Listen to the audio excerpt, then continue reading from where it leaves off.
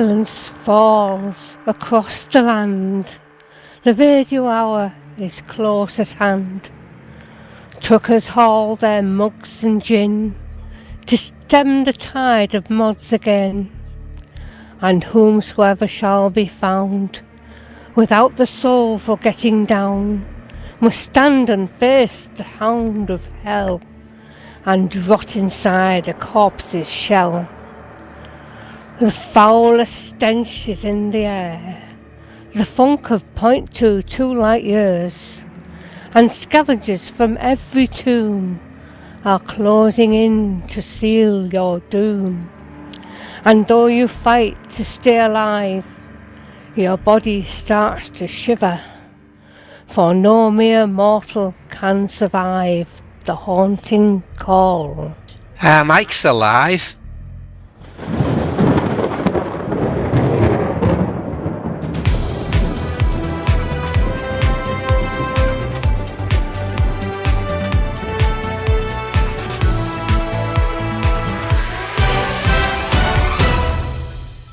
Hang on, it's not Halloween, why have we been all spooky?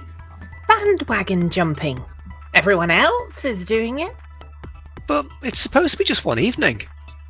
I know, but, well, it morphed into a whole mini-season of gowlies and ghosties and things that go bump in the night.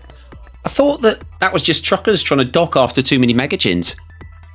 Well, that too, but there are spooky goings on in the galaxy for the next week, so we thought we'd join in. Well, what are we doing next week then? Oh, more of the same, but with pumpkins on our heads. However, before we start with the headlines, we've got 5 seasonal Frontier goodies to give away, for which we at Hutton are very grateful. In view of the spooky season, we're giving away 5 Halloween paint job packs. So we'll get the ball rolling now. To make it reasonably fair, we'll ask a question and all you have to do to win is be the first person to type the correct answer in the Twitch chat. No spamming or we'll ignore you. We'll ask more questions as we go through the show until we've given it all away. So, everyone ready? Eyes down. Here we go. Question 1. Mentioned in a show not too long ago, what is the date of Alvin's birthday? That's mentioned in a show not too long ago. What is the date of Alvin's birthday? As usual, email I took part at Hutton Orbital to claim your prize. And without further ado, let's get on with the show. Who are you gonna call? Commander Vulcarius in Capital Idea. Too Hot, Too Messy, Week 11 update. PWAF Panic as Manic Dolicronic Maniac steals Sal. Hanky Panky as Dollar Depot is back under Hutton control. I had that one. For a change, no Avok in Avik. And in another change, our correspondents have a week off.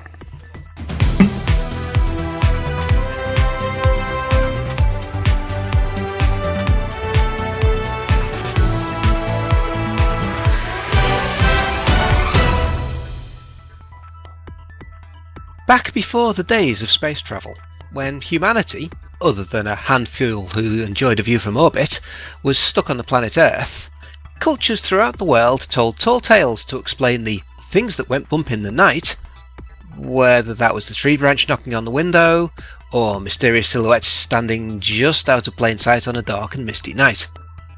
Horror stories were told around the campfire, and imaginary creatures with big teeth and huge scary eyes were envisioned. With the acceleration of science and spacefaring over the centuries, you'd think that modern humanity had moved past such things. But little out-of-the-way orbitals seem to breed even more fright jumps, cold shivers down the spine, and strange goings-on than ever before. Walking the corridors of Hutton, or floating if you've turned your mag boots off, of an evening with the lights flickering and you can hear the distant hum of the station's air systems, you might hear a gurgle, or a scratch, scratch, scratch, or the pitter-patter of clawed feet. You'd be tempted to run for your quarters and slam the door, before wondering whether that warm breath on the back of your neck was the aircon, or something standing behind you in the dark. To help combat the rash of unexplained noises, the Hutton Orbital Paranormal Investigation Team, or HOPIT, are on the case, walking the station armed with the latest in PKE meters, designs having been dug out for a 20th century movie, handheld scanners, and a variety of weapons and traps. They have one mission: to keep truckers safe from the ghastly things that crawl along the corridors late at night. So far, they have arrested Cecil 4 times and taken him back to his bunk. Oh, and rescue a handful of people cowering in terror at noises from the plumbing. Floor mopping guy was backwashing cubicle 3 in an effort to unblock it again. We'd like to remind commanders that despite Eddie Lee Wise and Sons, and his daughters, stocking a fetching array of bloodspatter pattern clothing and pumpkin-shaped remlocks, deliberately scaring the bejeepers out of the radio crew whilst they're en route to the studio isn't big and definitely isn't clever. Well, unless you manage to get video footage and send it in to Truckers Do the Silliest Things to claim your 100 credits. Commander Vulcarius has been at the acronyms again, and it turns out that when it comes to the celebrations box, bounties are his favourite.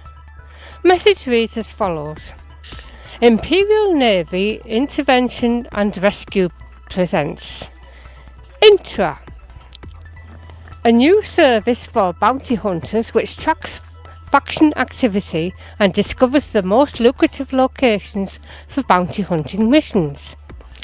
Intra considers star systems in pairs, the shop and the arena.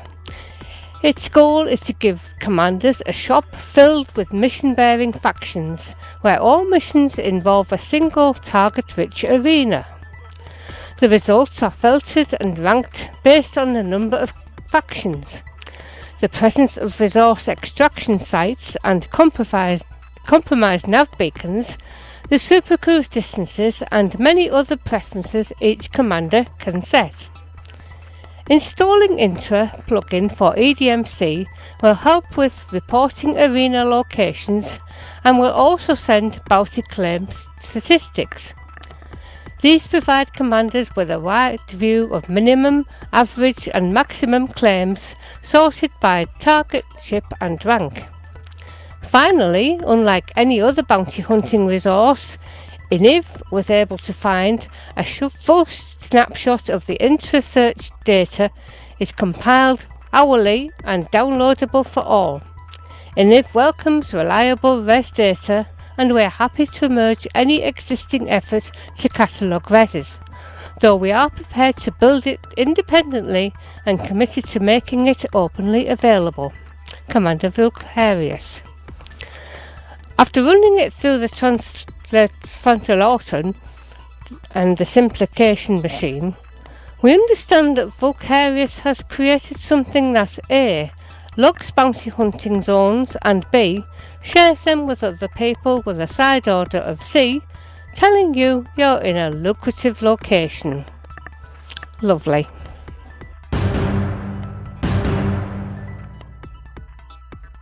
Too Hot Too Messy has now been going for 11 very long weeks. The Hutton-led initiative to deliver Hutton mugs and Centauri Megagin to every single station in the galaxy.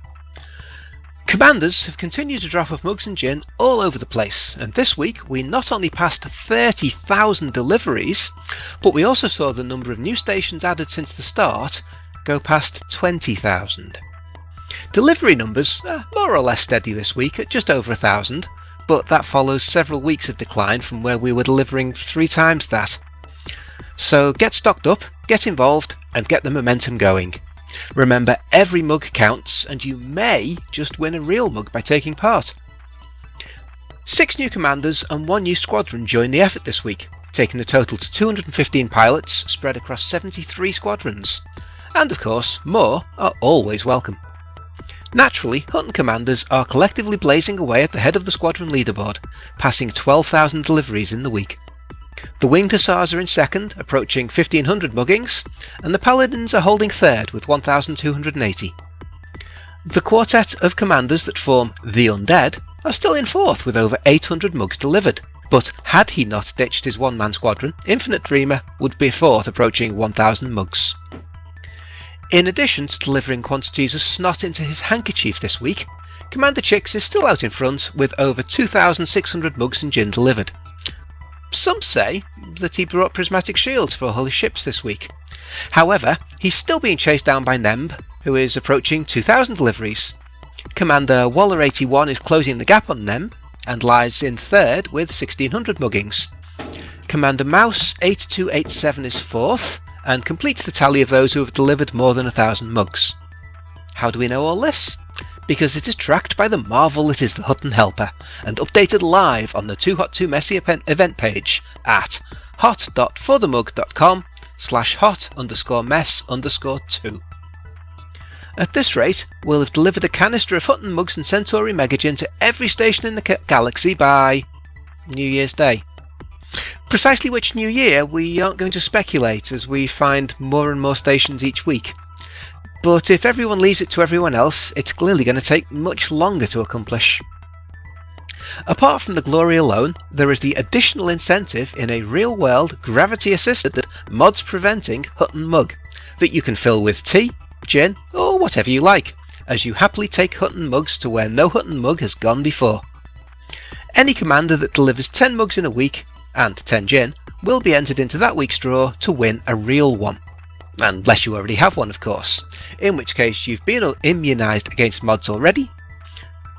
9 commanders have accomplished this so far, and you can see a little golden mug next to their names in the top commanders table, and keep listening for this week's winner to be announced in the banter bit after the news. How do I join in the fun, I hear you ask? Well, first you need to sign up by downloading the Hutton Helper from hot.forthemug.com/download, where your mug and gin deliveries will be automatically registered for you by Antarius Fusion's magical mathematical hamsters. The Pilots Federation have issued an APB. Yes, that's an all-points bulletin for either A, the rescue of their community management team, B, the apprehension of whoever it was that snuck up behind them during their live broadcast, or C, someone who's good at solving puzzles.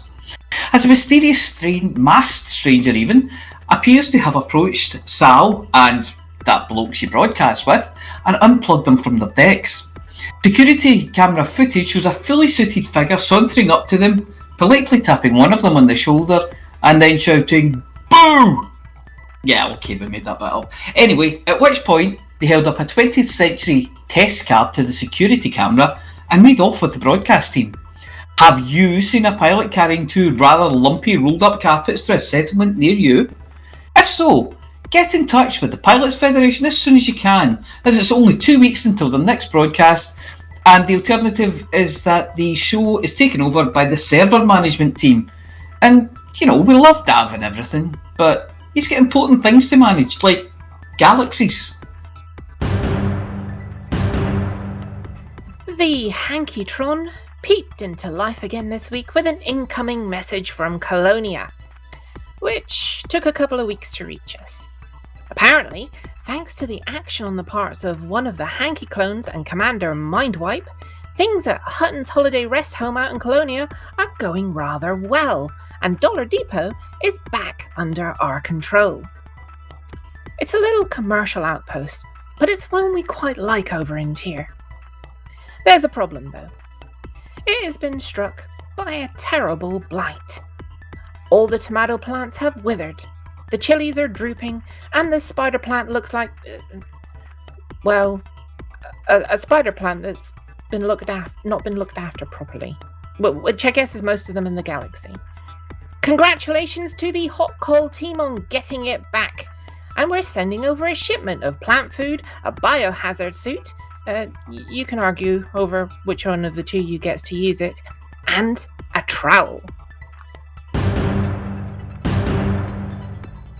Well, I for one am glad that things have settled down a bit in Hutton space after the turmoil of recent weeks. We still have a few systems that are a bit ick, but nothing we can't handle. Sirius have wound in their necks for now, a bust still needs lifting, and we have a wolf on the blink. More on those stories coming up. It's a fairly good bet that all is going reasonably well in Hutton space when Barnard's Star is our worst performing system. And this week, it is, limping along on only 29%. Not having to rely on another system being worse or even borrowed like last week, Barnard's Star is struggling along, and a war which still has at least a couple of days to run is tying up a third of system influence. Poor little Avic. On 35 is next. Still recovering from busts, famines, cuddly toys, blights, and wars with Sirius, who are, as we speak, only 10 points behind.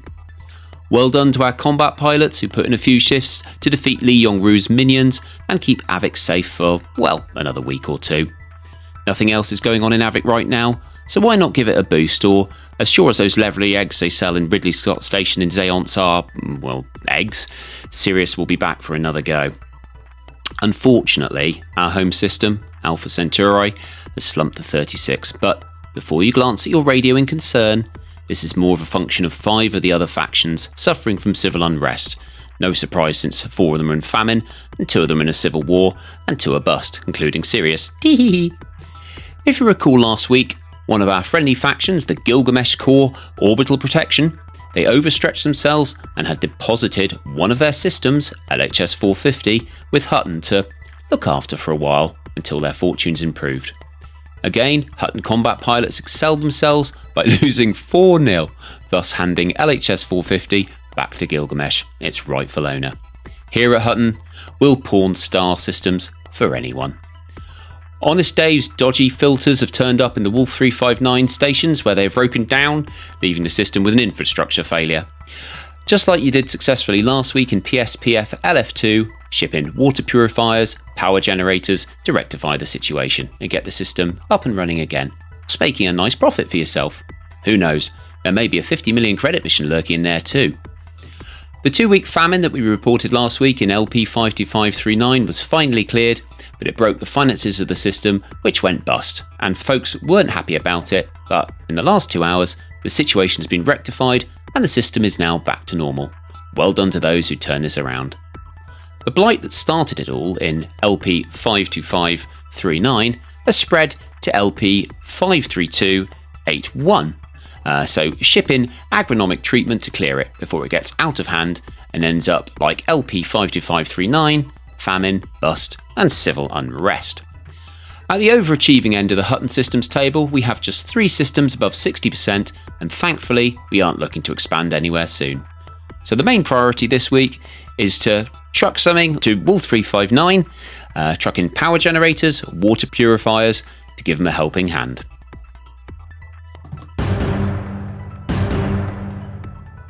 Community news this week is that the community is rather busy with one of 3 things.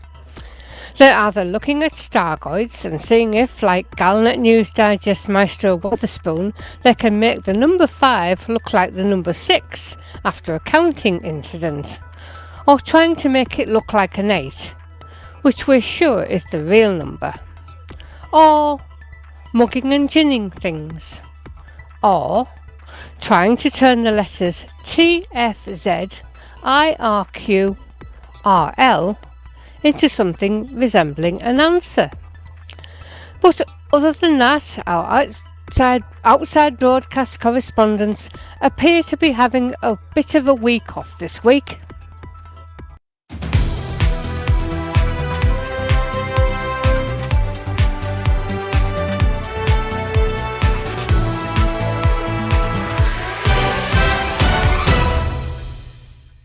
Well, that went well.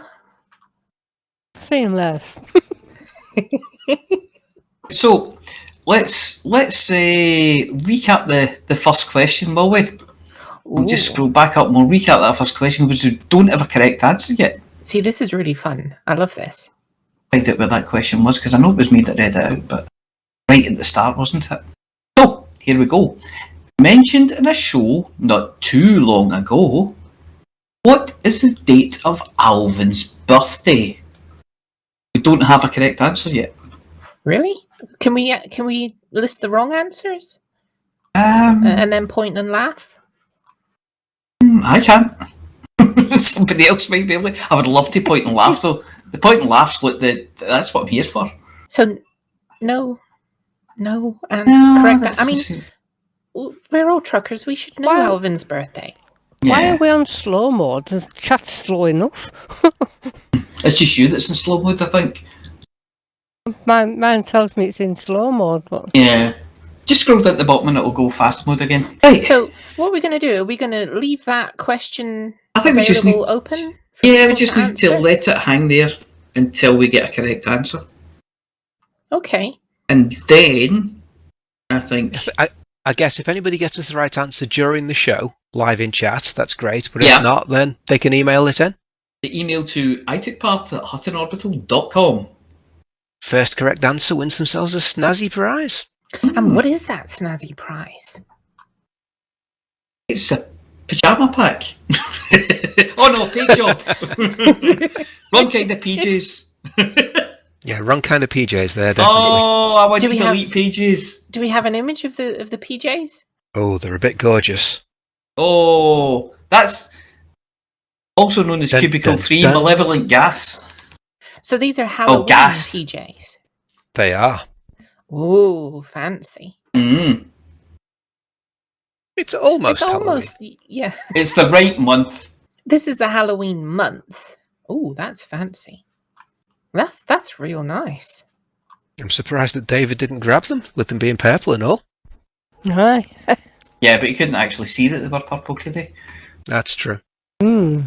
It's kind of All ghastly. that. Ooh, that's quite. Ugh. Have we got a winner for question Way! Yay! Mind vibe. Way. 1? Mind Whippy.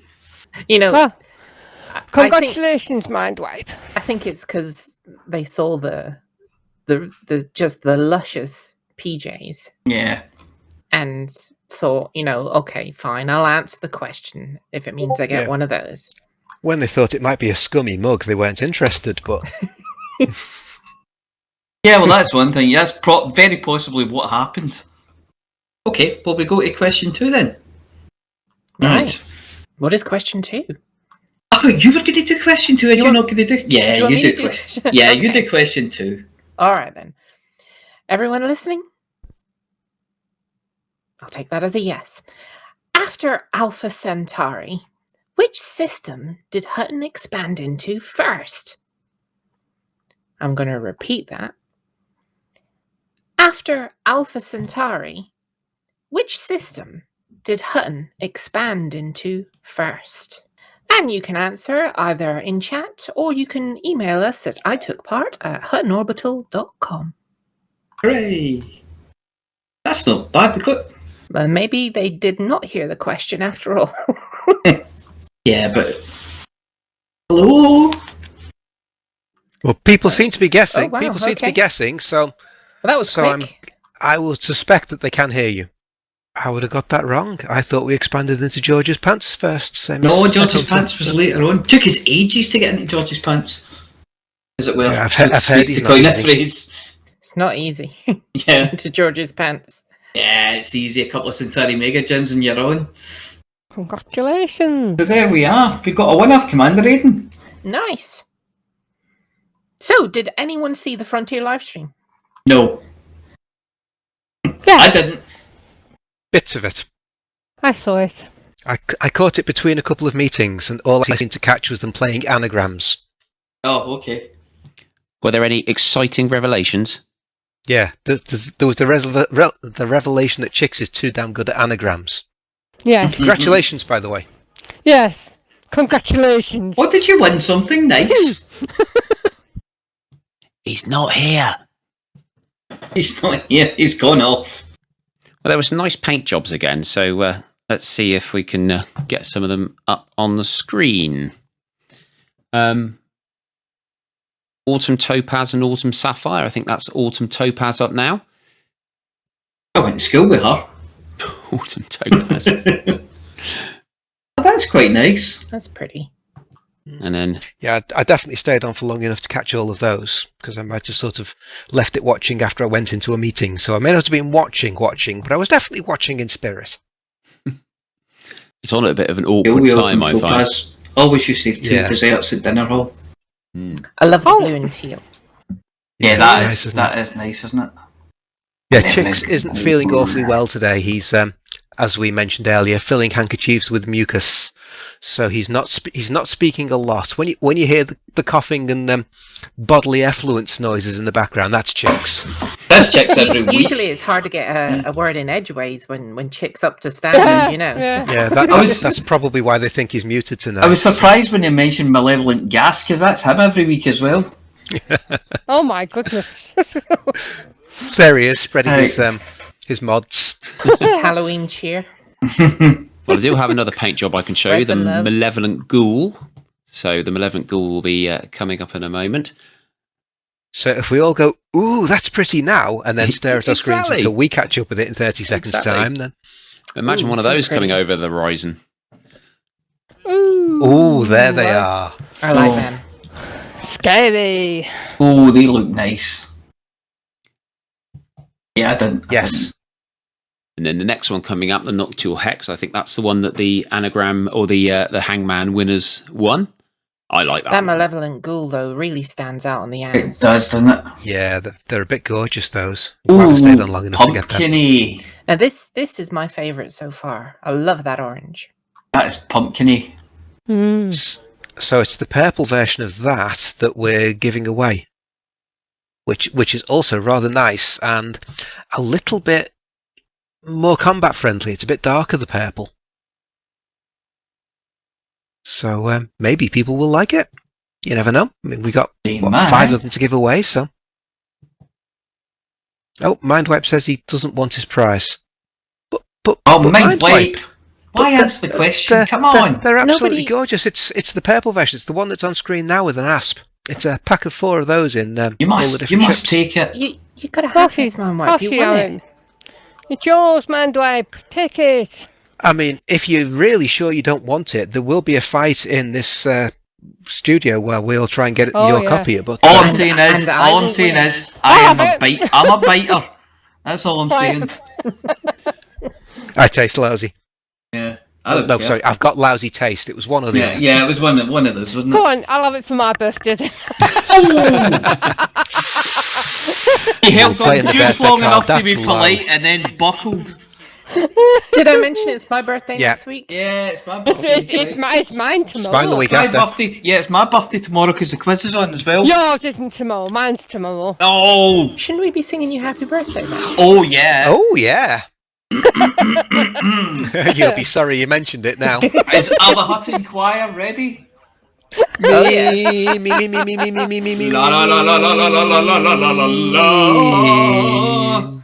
Oh, goodness. Happy birthday to you. Happy birthday to you. Happy birthday, dear Flossy. Happy birthday to you. And you live in a zoo. And many more. Oh, and that'll teach you not to mention it next year.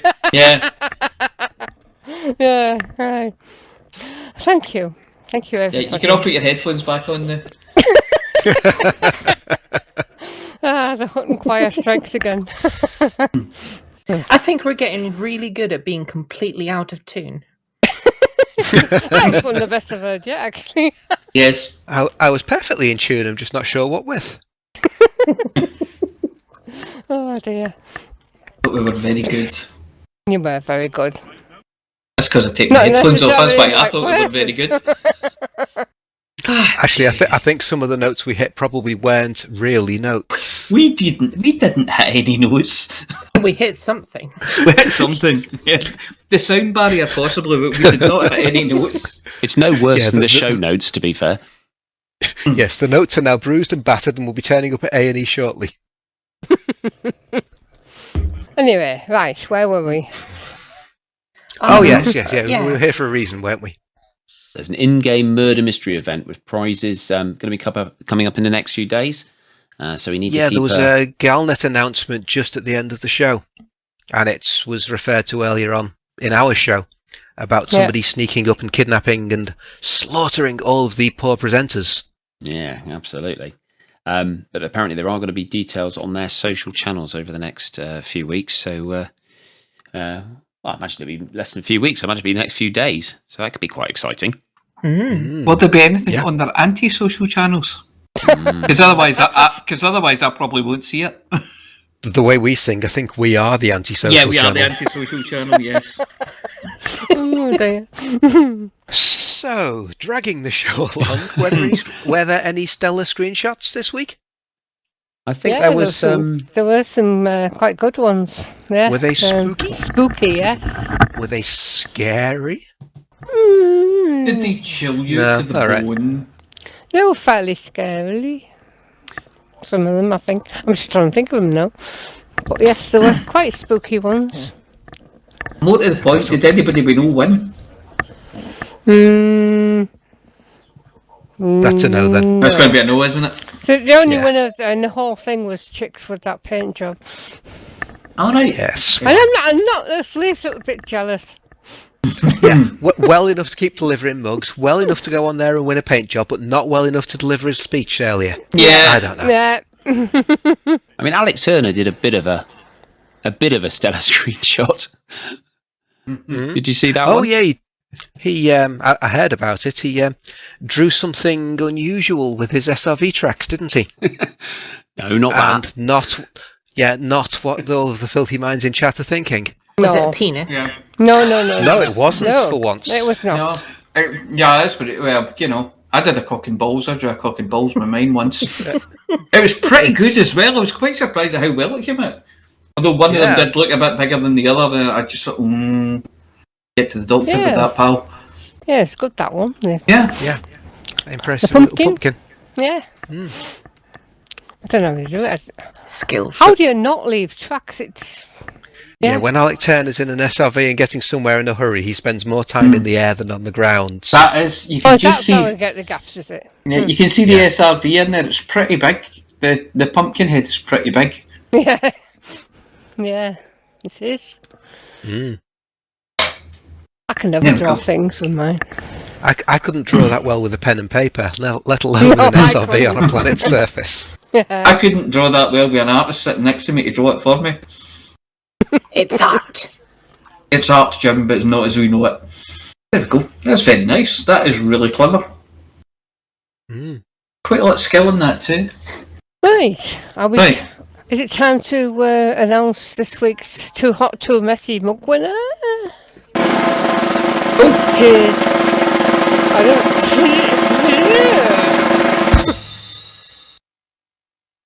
Pardon? Yes. S. Oh, bless you. Somebody get Flossy a hanky. Sierra Zulu, November Uniform Romeo. Snur. However that's pronounced. Yes. Snur.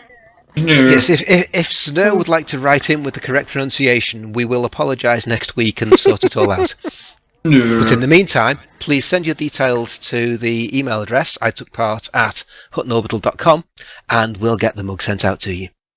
A real, genuine, shiny Hutton mug. Oh. And if anybody else would like to win one, all they need to do is deliver 10 each of mugs and gin during the next week and have the Hutton helper recording it so that we know that you've done it. Good luck, everybody. Right. So, how much did you raise on your run? Oh, my run. And how long did it take you to recover? Oh, God, I'm still recovering. I had a bit of a bout of mods in April, which is still causing me a bit of grief, but I did it. So it was the Oxford Half Marathon. Oh, well done. Well, that's it. You got to do it, haven't you? It's if you sign up for these things for charity, then you got to finish the charity. But yes, £361 raised for special effects. My target was... Congratulations, man. Thank you very much. That's pretty good. Yeah, well done. Yeah. Well, no, thank you to everyone who donated. My target was £10 a mile, and we did it. We did 3 times that. So, yeah, I was absolutely delighted. And I have to give a shout. Well, I have to give a shout out to Commander Nocti, who donated the entire £131. So, what a trust! Nocti's like that. He's Yeah. Yeah. I think we're going to say Brilliant. Commander Nocti, who drove me the whole way. He was well. who gave him a piggyback. There were a Picked me lot up round the of corner for the start line and dropped me off at the finish line. yeah, something like that. It was it was tough, but you know, it's got to be done. And Special Effect are awesome with these things. They're charity partners, so they have a tent there as well. So it just gives you sort of a little home base to operate out of as well. So when we do the 10K next year in London, which we did this year, Commander Deadmeat and I, we'll do it again next year, and we need to get as many truckers involved as possible because it is, despite the fact you've got to run 10K, really, really good fun. So I think that's usually about June or July time. So yeah, we've got that coming up. But yeah, lot of fun, but I won't be doing another one for a little while. What, another week or two? Done. Yeah. Thank you. Couple of days. Yeah, maybe. Yeah, Christmas. Go on, get some chips inside you and get out there. Right, there's a note in here about somebody wanting to mention a birthday fundraiser. Yes. Honestly, I don't really think we should allow it. I mean, I'll stick it in chat so that people can have a look and see what it is, and then if they don't think we should allow it, they don't need to click on it. Yeah, but I'm not sure we should mention that Flossy's doing a Wear It Pink fundraiser for breast cancer awareness and breast cancer research. I just don't think it's really appropriate. But is it a Wear It Pink? Yeah. When you say wear pink, exactly how much pink? As little as much or as little as you want. Yeah. Sorry. It's your fundraiser. How pink does the pink have to be? It can be as bright or as... any colour pink as long as it's pink. Fantastic. Fuchsia? Yeah. Fuchsia pink? Fuchsia would do, yeah. Fuchsia would do. Pink. Yeah. I don't see why not. I do actually have a pink shirt ready to go for tomorrow, and I didn't even know about this. Well, I've been doing this Wear It Pink for a good few years now. And, every year I get me pink stuff on and have done various things to try and raise money for breast cancer. And this year I thought, well, I might as well do this as the Wear It Pink day falls on my birthday, which is tomorrow. Then it just seemed fitting to do this fundraiser, birthday fundraiser. Jim, she's mentioning it. Oh, no. Right, it's all right. We'll cut it out in the edit. We'll get it out in the edit. Yeah, it's too late, it's done now. Lilac is right out. Lilac is right out. As is purple. Oh, purple's not so bad if you mix it with a bit of white. Purple's not pink. Anyway, so if anyone would like to contribute to my fundraiser, the link has been posted in the chat, and any donation should be gratefully received by Breast Cancer Now, I think it's. A very good cause. Yes, very good cause. So, almost as good as Special Effect. Yeah, obviously the dilemma, when you come to these things is, should I do Special Effects or hearing dogs? But I've always supported the breast cancer for Wear It Pink Day, so that's what I did. Yeah. Well, you can't exactly support Special Effects for Wear It Pink. It's already had £92 donated, so thanks very much to fantastic. people who have donated it. What kind of Halloween bees produce milk? Is this another paint job question? No, this is just me. What kind of Halloween bees produce milk? Bees! Oh, come on! Right. I'm not going to dignify that with a response. Oh, go on, dignify it. Can somebody please mute his microphone? I'll do it myself. Right, so I think there's only really one really important word that we need to say at this point in the unmuted script, isn't there? And I'm not sure if it's easy or if it's quite hard. Bark! Hard bark! Hard bark! Hard bark! Hard bark! Hard bark! You take your time. Any minute now. Yeah. In your own time. Don't you let anybody put you under pressure now. Yeah, let's keep hand over to Flossy and see if there's any CGs this week.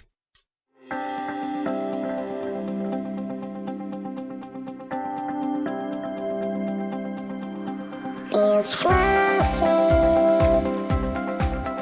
It's Flossy. It's Flossy. It's Flossy. And the community goes.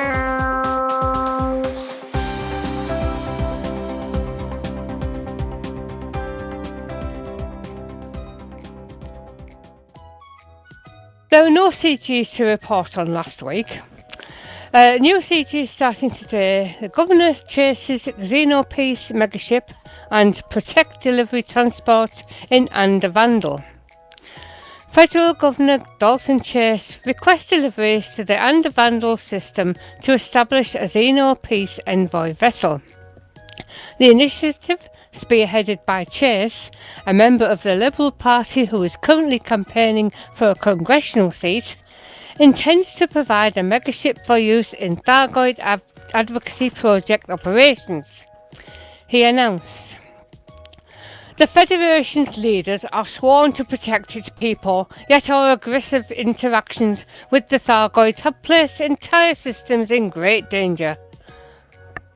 Order of the Thargoid cultists shouldn't be the image we conjure when suggesting non-military options.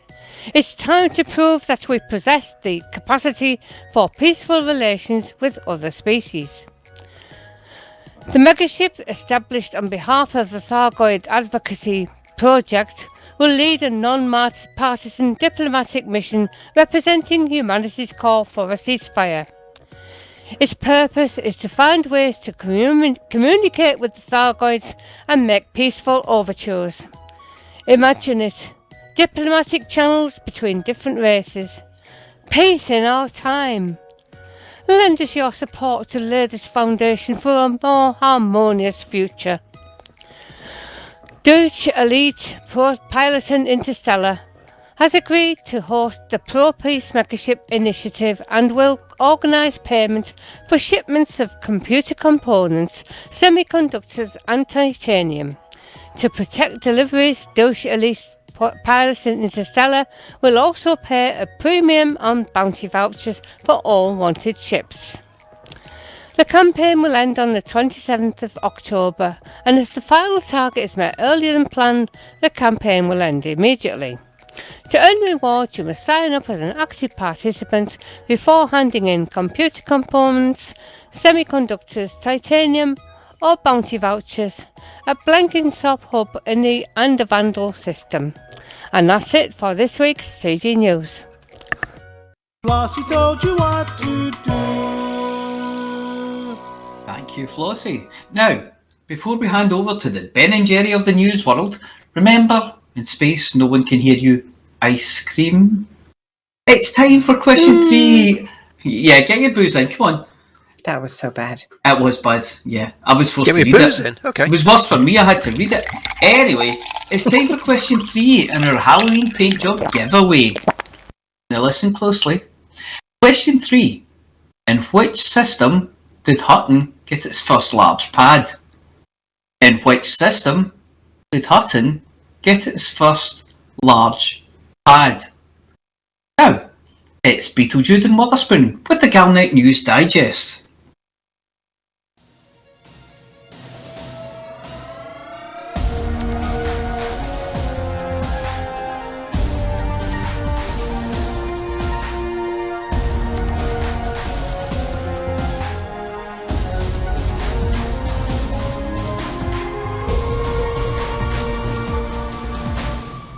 Galnet News Digest, 20th of October 3308. We read the news so you don't have to. In this week's news, a federal governor gets the backing of the pro-Thargoid Thargoid Advocacy Project. Emperor Orissa says the Empire is dealing just fine with Thargoids on its own. And the Federation bans the other pro-Thargoid group, the Thargod Cult.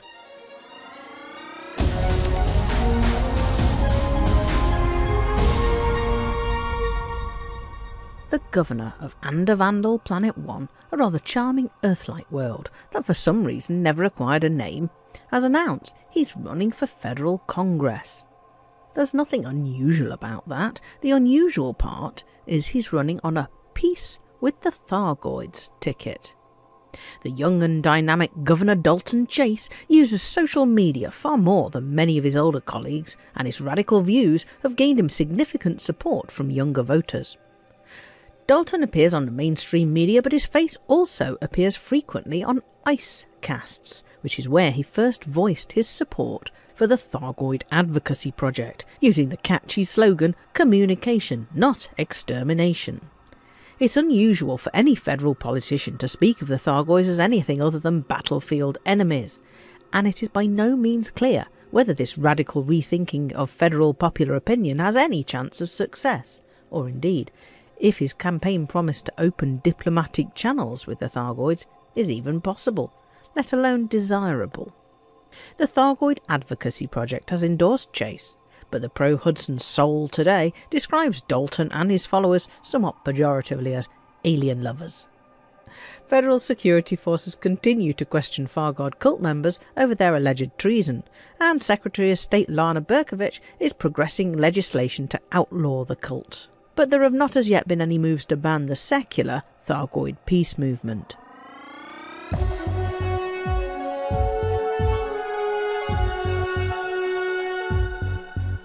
The Emperor is delighted with her new isolationist empire, and is totally happy that the Empire working alone can repulse anything the Thargoids try to throw at the Imperial Navy. Emperor Arissa made her remarks as she surveyed construction work at a Gutamaya shipyard. She claimed that eliminating coordinated command structures and dispensing with inferior mass-produced technology, such as that from Core Dynamics, and replacing it with artisanally produced, handmade munitions made with metals sourced from the finest Imperial mines, have vastly improved at least the appearance of Imperial vessels, if not necessarily their effectiveness.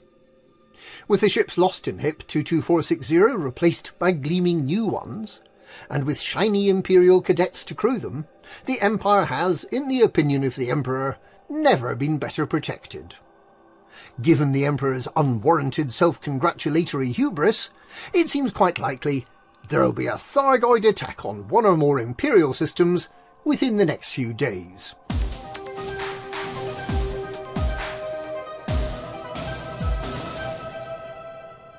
The Federation has banned the Thargoid cult, with those found guilty of membership liable to 10 years in prison.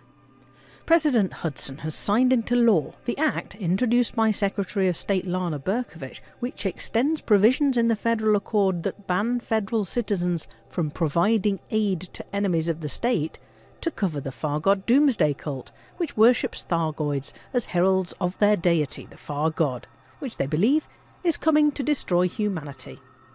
The Thargoids have been officially classified as enemies of the state, and despite no evidence having been produced to support the assertion, the Thargoid cult is considered to be working for the Thargoids. The Thargoid cult is banned with immediate effect from federal space, and anyone found guilty of belonging to that prohibited religious organisation faces a mandatory prison sentence of up to 10 years. The many thousands of Thargoid suspects detained in Papontia and elsewhere are being subjected to military interrogation and transportation to their home systems for trial and sentencing. The resolution was passed by a narrow margin in the face of opposition from Shadow President Winters and the Galactic Interfaith Commune. Winters argued strongly that religious intolerance should not form part of the Federation's core values. However, given the groundswell of opposition to the Thargoid cult among many federal citizens, members of Congress presumably felt they didn't have to worry too much about alienating members of other fringe religions that may feel threatened by the move. The Thargoid cult has been illegal in the Empire for a number of years. The Alliance makes its decisions at the devolved federal level, so the cult remains legal in some Alliance systems, and also in many independent systems. The radicalised members of the Thargoid sect, the True Chapters, are believed to be in hiding aboard their 2 remaining megaships, the Perdition and the Testament. The Federation has not banned any of the secular pro-Thargoid or pro-peace organisations, such as the Thargoid Advocacy Project, which have been using alternative media to promote a negotiated end to the war with the Thargoids. According to Congress, these organisations are not actively supporting the military objectives of non-humans. However, the seemingly arbitrary distinction has prompted accusations that Congress is persecuting religious minorities.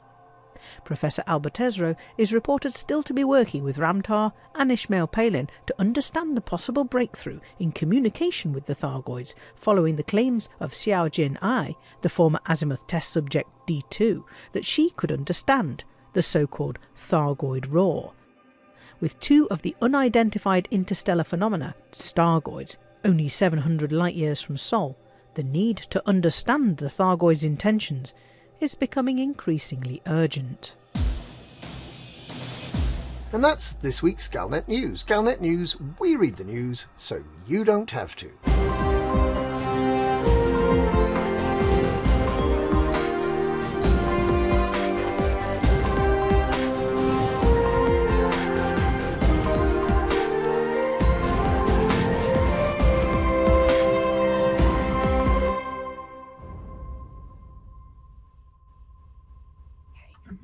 So, thank you to the Galnet News Desk duo.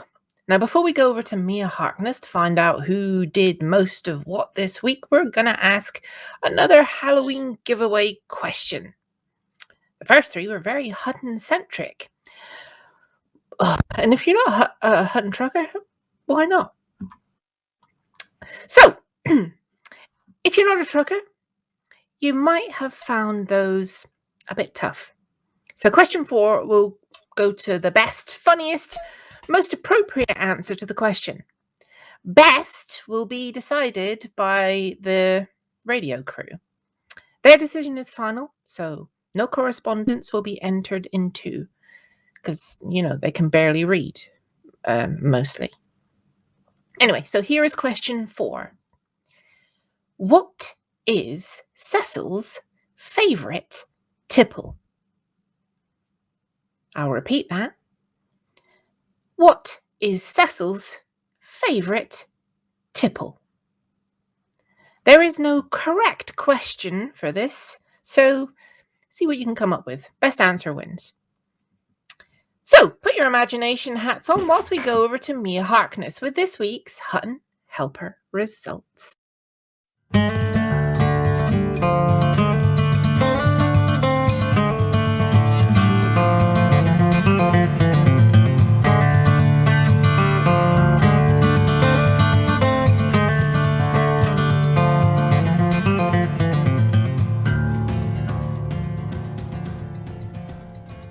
Welcome to the Hutton Helper results. The Hutton Helper results are sponsored by the Hutton Helper, the only third-party resource to come with a backup navigation system.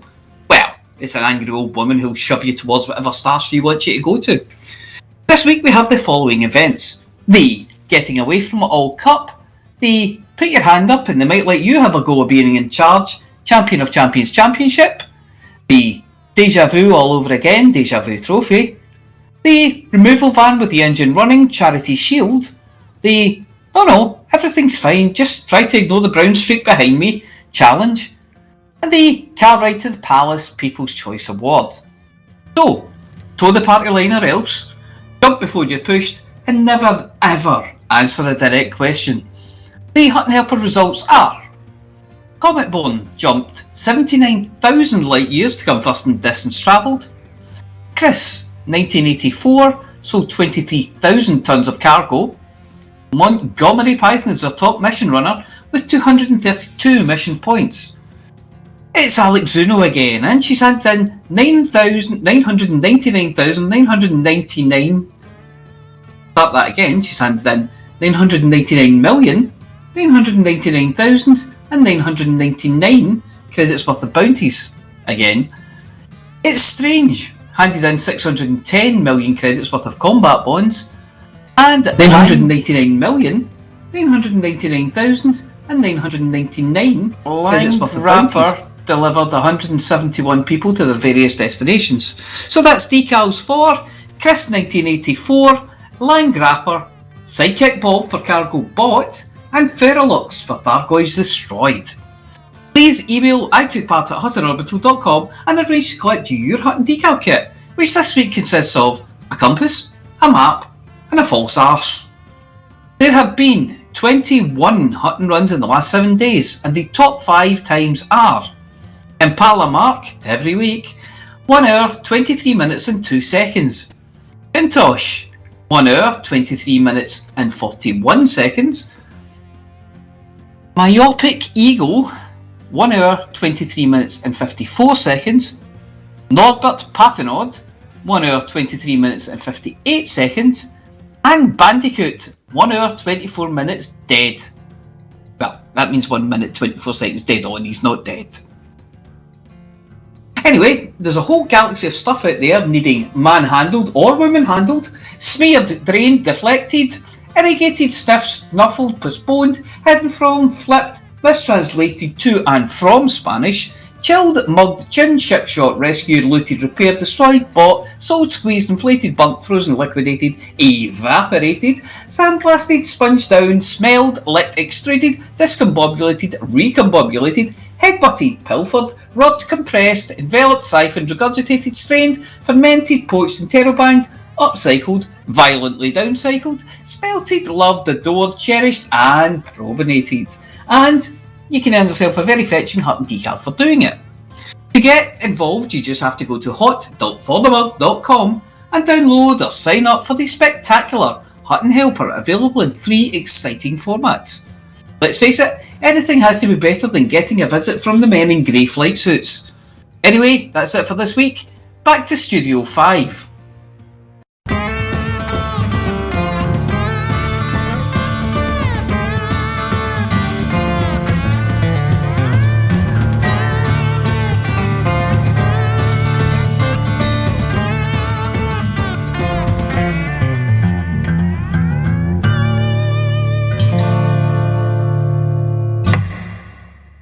Thank you, Mia.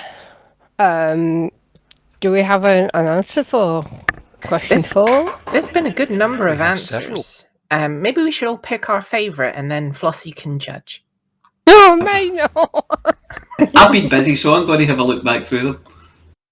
I think Kezinik's my personal favourite.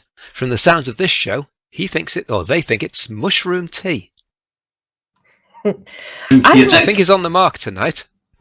Now, this might seem weird, but it's just the frantic way they said it. Death Xort is like, bourbon! With ice and lemon. Yeah, nice. Yeah, It's just I that can see frantic, it's shouting, bourbon! Well, Bourbon does tend to shout. Yes, that's Yes. the correct answer. Yeah. I Ethanol would for, say. ethanol for preference. Gin served with a slice of Centauri yellow fruit. The yellow fruit resembles lemon, but is in fact somewhat toxic and not similar in flavour. It tastes of anchovies. I like that one. Yeah. That is very Cecil. Yes. Should we go for that one then? There's one up there that says FSD lubricant with a dash of blinker oil. But is it BMW blinker oil? I don't know. What does blinker oil do? Does it make you blink? No, it's what powers the lights on a car when they blink.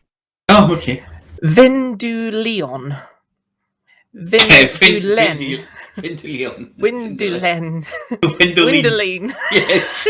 It probably is. A wee drink of Winduline, yeah.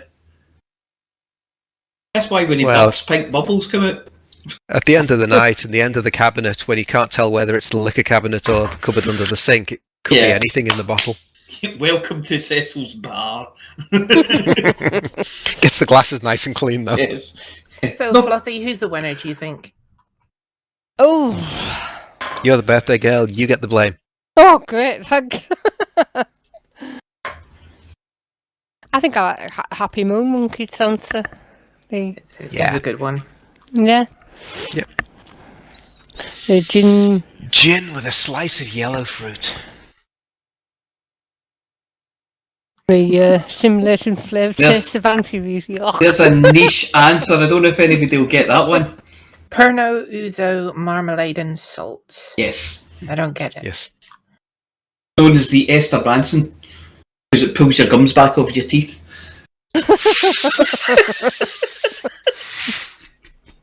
Yes. It was from an episode of Bolton. Right, so before we hear from Amelia with this week's Galnet Rare Digest, it's time to ask the fifth and final question of our Frontier Halloween giveaway. Again, there is no specific answer, but the paint job will go to the funniest answer in the Twitch chat. Here we go. Question 5. What is Wilma Phingadoo's favourite method of tackling Cubicle 3? So get your thinking caps on whilst we go over to Amelia with this week's Galnet Rares Digest. Good evening. This is Amelia Hawke reporting for the Galnet Rares Digest. We try all the galaxy's rarest and most dangerous commodities, so you don't have to.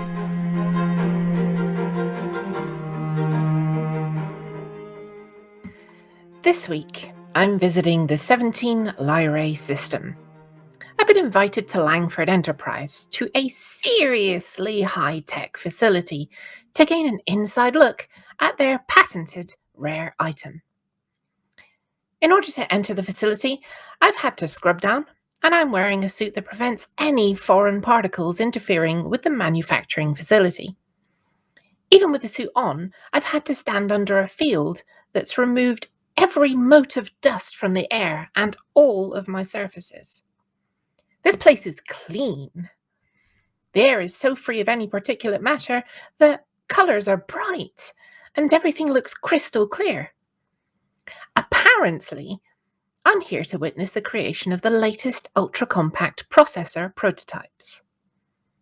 With technology and ships able to assist commanders in navigating their way across the Milky Way, calculating complex jump paths without passing through the heart of a star, and giving us everything from a virtual soundscape based on our scanners to the ability to auto-land on even the bumpiest of surfaces, I'm looking forward to seeing what these miniature miracles can accomplish.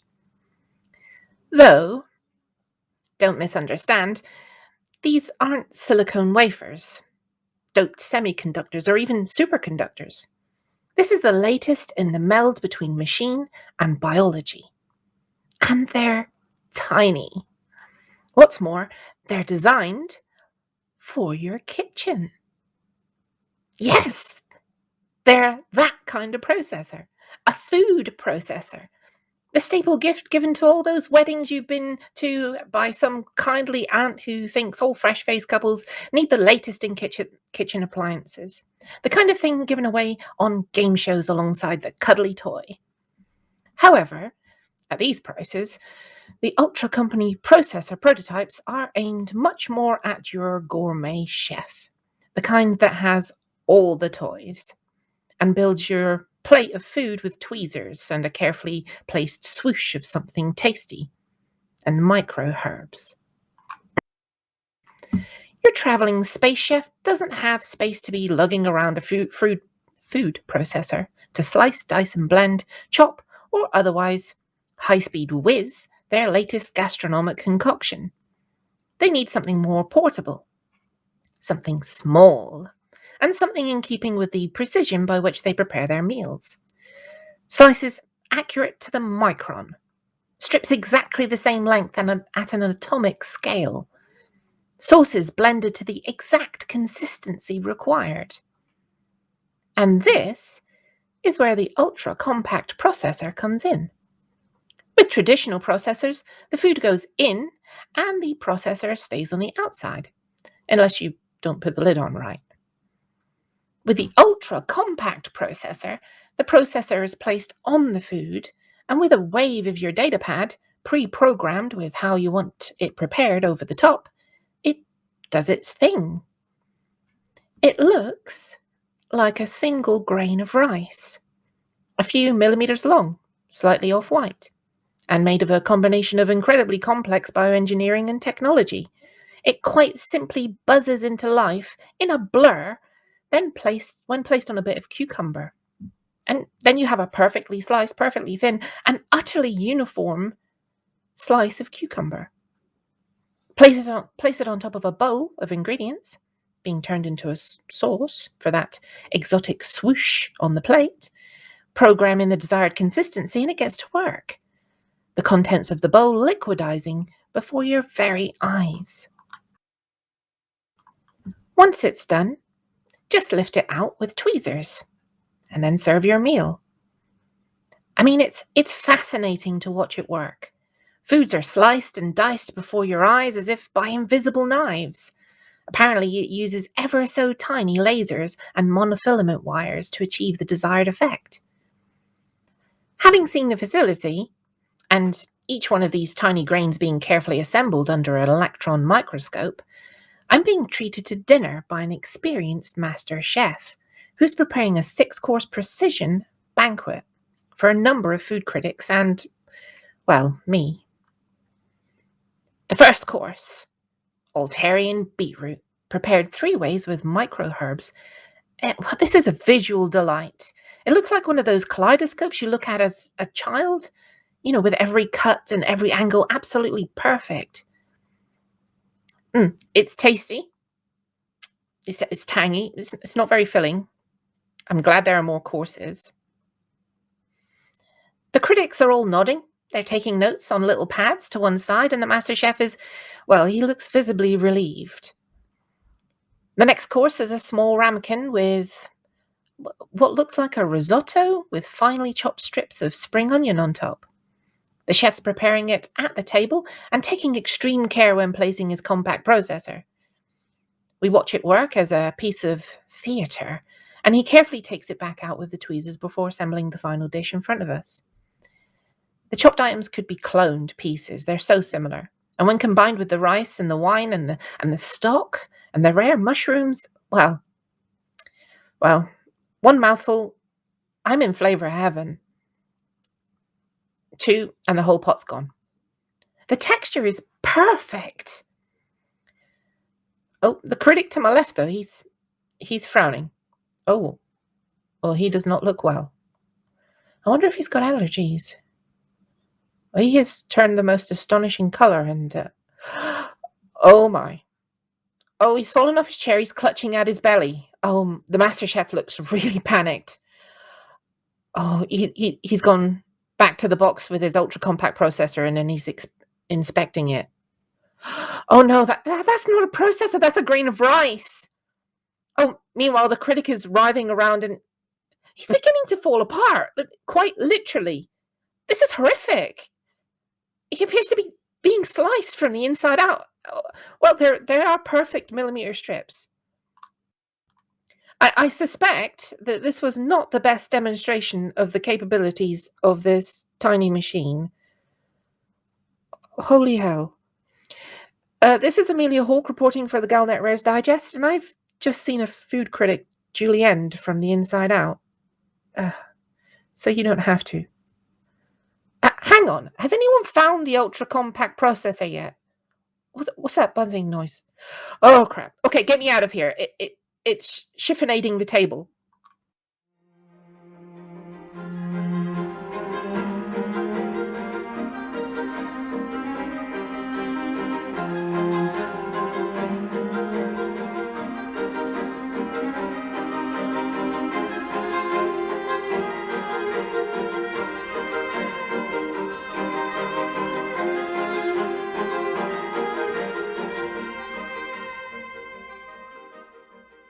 Thank you, Amelia, for that very interesting food digest. Have you ever seen a man, Julie End, from the inside out? Can't begin to imagine it. What does Julie End mean? Sliced and diced. Oh, nice. Yes. I thought you were going to hold up a picture and go, it means this. It means this. Turned into crudité, ready for some hummus. Crudité is French for crudité.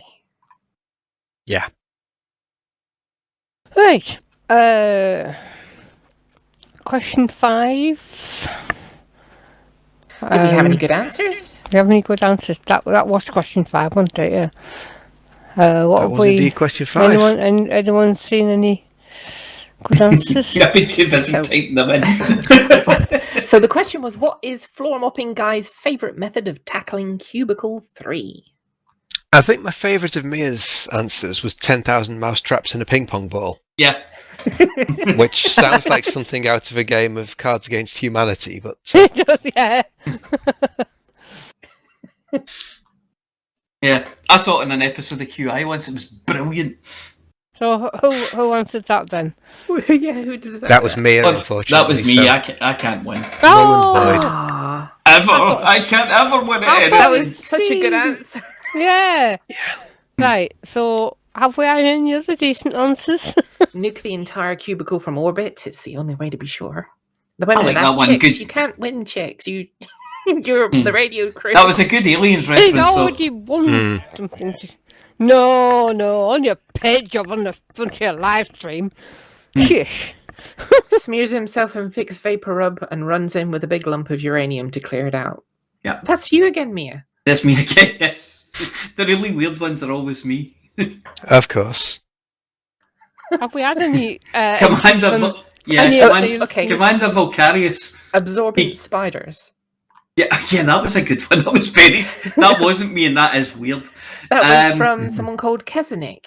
Yeah. I've also got one from Commander Volcarius. He closes the portal to hell for an hour a day. Yeah, but that one was me. Yeah. Kezinik came up with mopping it with all the unclaimed anacondas as well, which is quite a nice idea. Yeah. Apathis UK. Brick it up and build a new cubicle. Yeah, but we'd run out of station far too quickly for that one. Yeah, I mean, we'd it's end up certainly with how I'd want to face it, but... We'd end up with a Coriolis. I'm kind of partial to the absorbent spiders. Kesenik? Yeah. I think we are. Yep. Congratulations, Kezinik. Yay! Well done. So, Well done, Kezinik.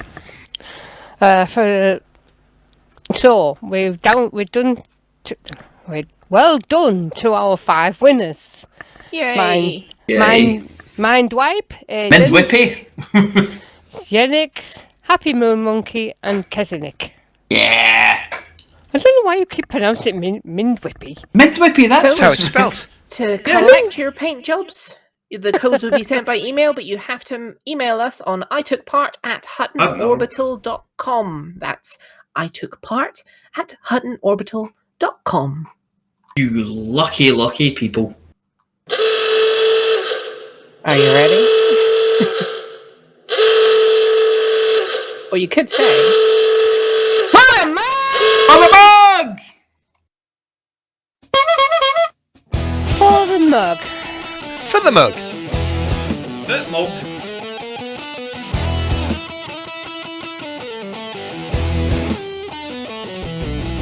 No journey too long and no cargo too small. The profit margins never really mattered at all. We're gonna take the cargo where it's needed today. Super cruising all across the Milky Way. We'll take anything, anytime, anywhere. Loading up the T-9s to the brim with grain. For the mug, yeah, you know just where we're coming from. For the mug, now everybody sing the Hutton Trucker song. For the mug. Flossy always seems to crash into the sun. Swivel likes the pilot on the Xbox One. Alvin at the front, you know he leads us well. Trucking across the galaxy, now everybody yell. For the mug, yeah, you know just where we're coming from. For the mug, now everybody sing the Hutton Trucker song. For the mug, yeah, you know just where we're coming from. For the mug, now everybody sing the Hutton Trucker song.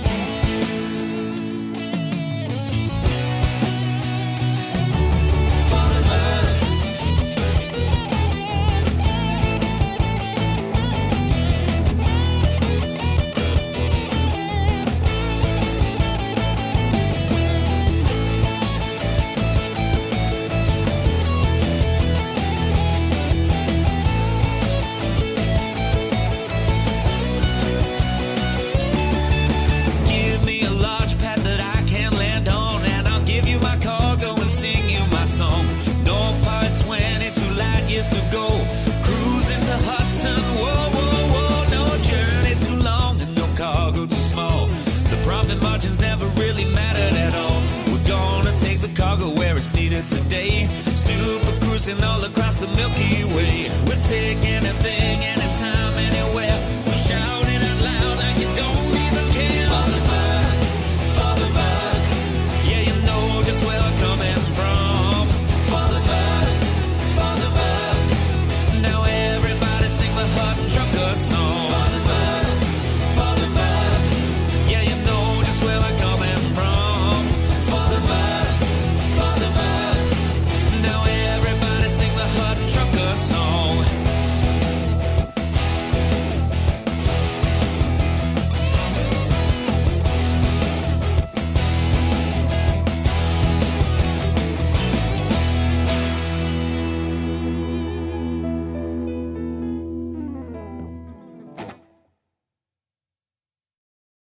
Well, ladies and gentlemen, that's the end of the show. Everyone's buggered off now, so why don't you bugger off too?